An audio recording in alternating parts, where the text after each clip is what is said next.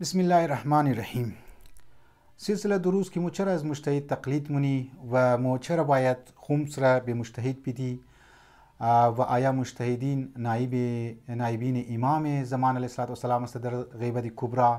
ای امو اصلی موضوع از موست که مو انشالله آهسته آهسته ای سوالات را جواب میدی. مو در قبلی ویدیوی خو گفتی عقلی دلیل پیش کردی که مو باید ناچار است از یک فرد آگاه، یک فردی که 40-50-60 سال زحمت کشیده احکام اسلامی را امو قواعد چربریش عمل کرده و اونها را یاد گرفته، مو اگر میخوایی که بریزنا عمل کنی دورا گفتی یا خود تو مجتهد شو یا خود تو بری احتیاط عمل کنو که امی تقریبا امو سیمنا رایشی است که زوریات ما بین دو مجتهد فتوایشم سخترین بریش عمل منه که فعلا ایشم امو زمره تقلید مورا یا واقعا خود برو زگو کس تقلید کنه زگو مجتهدی آگاه و یک عقلی دلایل پیش کردی که ویدیو را حتما شما فالو مونین. امروز میخوایم یک چند خلاصه درباره ازی که تقلید از مجتهدین در روایات و احادیث هم ده، یعنی علاوه بر دلیل عقلی مو روایات را هم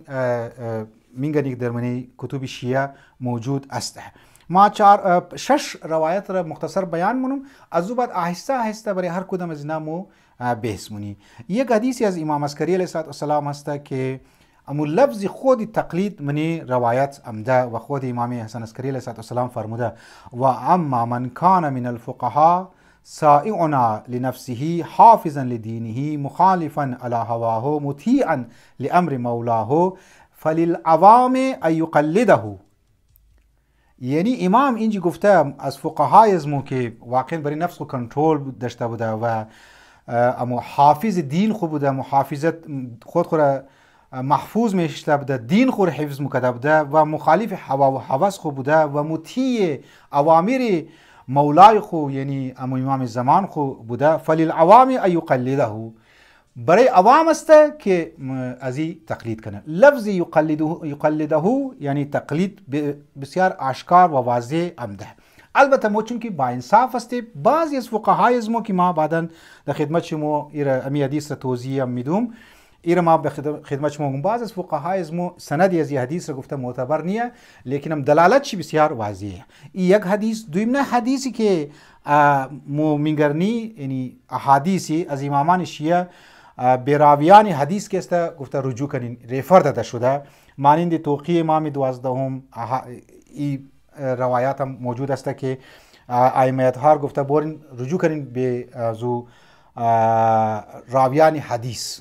خب اینا رو ما توضیح میدیم آهسته آهسته. 3 احادیثی که مطابق از اونا امامان که است، امامای ازمو معصومین علیهم السلام پیروان خود گفته که برای احکام دینی به اشخاص معینی با ذکر نام یعنی مخصوص که است اجازه داده بوده، گفته برین ده انزی فردها که است امو دین خود که است از اینا یاد بگیرین، ارجاع داده با قاعده. واقعا ما اینا هرم ان شاء الله در خدمت موگی. خلاصه ما میگی اورال حدیث موجود است.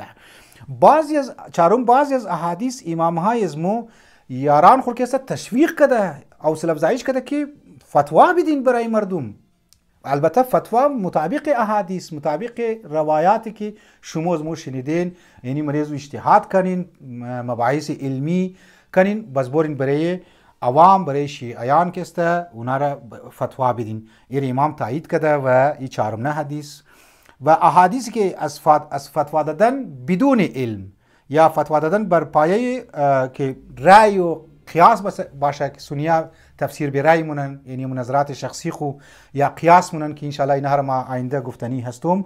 لذا امام درو چیکار نه؟ امام درو ایر مگه که احادیث ایر مگه که فتوا بدی لیکن امرای علم، بدون علم تو فتوا دادن نمیتونی. یعنی قیاس و تفسیر به رأی یا رأی شخصی اینا که است اینجی فتوا دادو جایز نیست و شما مجتهد نیستین، بلکه فتوا بدین همراه با علم. این حدیث هم است، یعنی مفهوم ازیت مشک که فتوا دادو جایز است بر اساس دلیل معتبر شرعی. 6 احادیثی که متضمن ازی است که یعنی کسانی که بر طبق اموزو ضوابط شرعی که فتوا میدادن گفتن درست است، شما نمیتونین تقلید انجام بدین.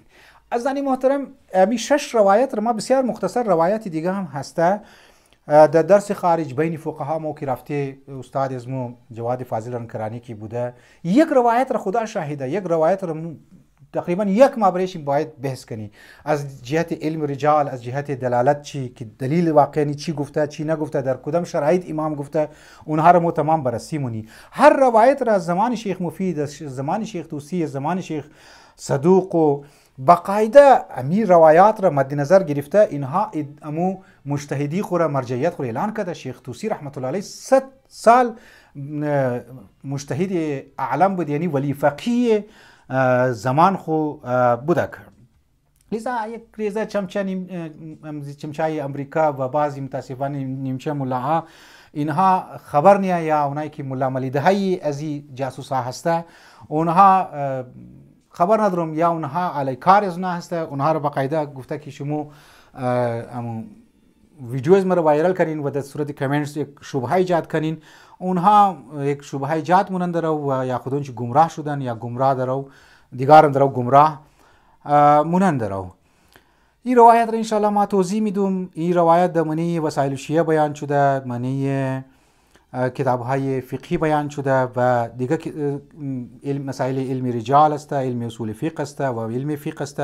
شاید اینا کم سخت‌تر باشه، لیکن خب متاسفانه مجبور است، چون که حجم شبهات و حجم سوالات قدر زیاد است که ما مجبوری باید این مطالب را هم حتی به صورت سخت و به صورت لنتی هم بیان کنی تا میدان خالی نباشه، تا میدان خالی جالی نباشه و این شبهاتی که یا این سوالاتی که در موشه یا اعتراضات بیجا که در شده رایه اینها را ما بیتنی جواب داده بیتنی و جوانهای خو از شبهه و از فرنگی الغار محفوظ بیتنی بیلیشی را انشاءالله تا روی ازی جاسوسا، روی ازی منافقا، روی ازی مهرها اینها رویش سیاه شونه و جوانهای پاک ازمو که یا گفتم در بیخبری مبتلای ازی شبهات شده و گمراه شدن، اونها واپس آهسته آهسته باید خداوند متعال ما و شما را دسته های از مور بگیره از هجوم شر شیطان و از هجوم شیطانهای زمان مانند الله یاری و یاسر الحبیب و بعضی مغربی ممالک. والسلام علیکم و رحمت الله و برکاته.